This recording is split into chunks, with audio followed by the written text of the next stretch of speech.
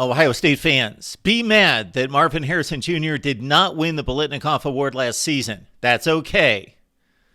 Ohio State fans, don't be mad that Jalin Hyatt was the 73rd player taken off the board at the NFL draft, and that's justification as to why Marvin Harrison should have won the Biletnikoff.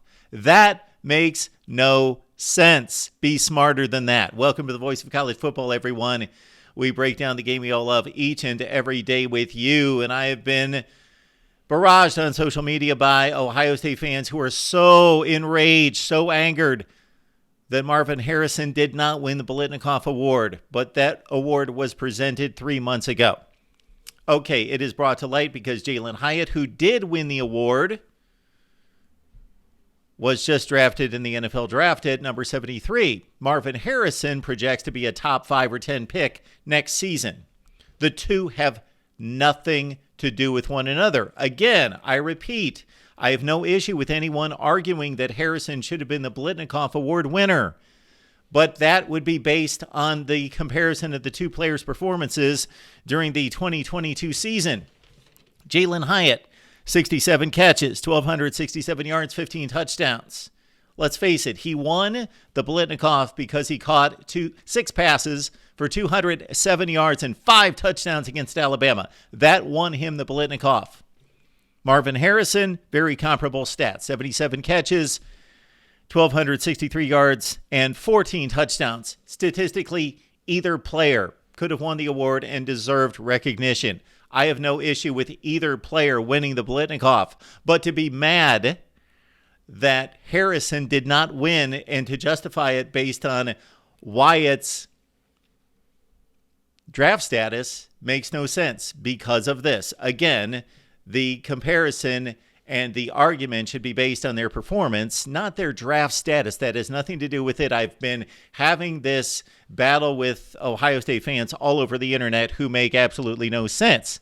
And if it did, and if that argument did make sense, then we would have all sorts of players to be mad about and decisions to be made about in the NFL draft. Wouldn't we? Marvin Harrison won the Biletnikoff. Well, there are players at each position winning the major award for that position. So just go through the Davey O'Brien, the Doak Walker Award, the Mackey Award, the Biletnikoff, the Groza Award, the Thorpe Award, Nagurski, Lombardi, Remington. Go through all of them and be mad if that particular player that won the award was not the first drafted at that position in the next NFL draft, right? That's the logic. Those are two completely separate evaluations.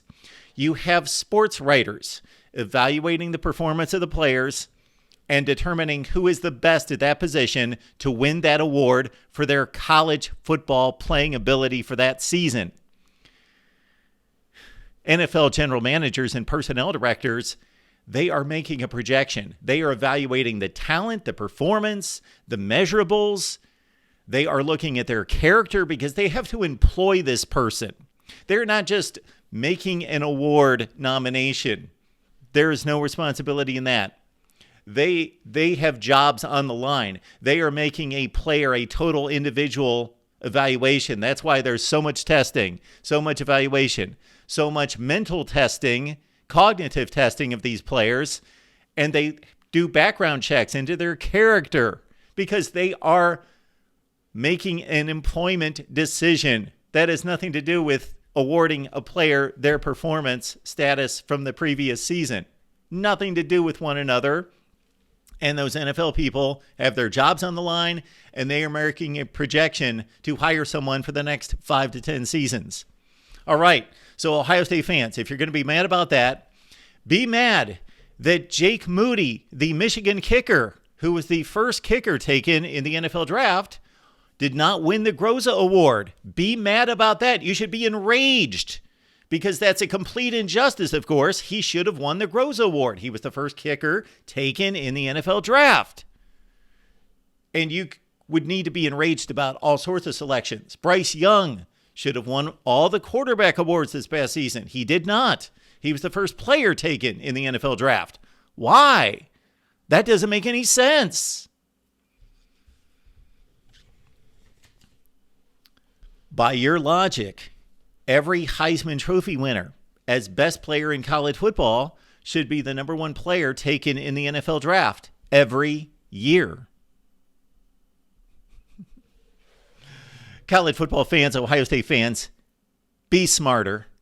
And one great way to do that is keep it locked in right here at the Voice of College Football.